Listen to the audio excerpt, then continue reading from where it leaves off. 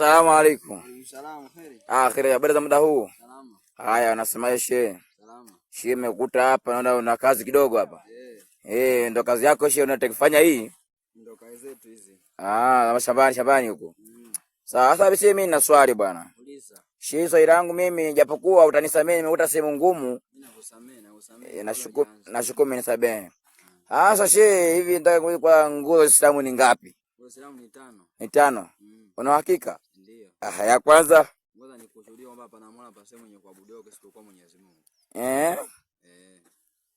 Ya pili ni kusimamisha swala. Swala kivipi? Kusimamisha kivipi? Maana sijakuelewa. Yaani unaswali swala 5. Swala 5. Ya tatu nyingine swala 5 na Ijumaa vile vile. Ijumaa. Swala 5. Ya tatu yani ya tatu. Mbona wewe mwenyewe unauliza una hakika? Hamna, no hakika. Ya tatu ni kutoa zaka.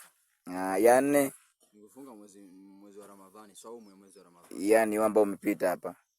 Ya 5 ni kwenda kuhiji kama unachoenda kuhiji. Kama huna basi. Wewe ushawahi kwenda kuhiji? Mimi sina. Wewe hali yangu hii.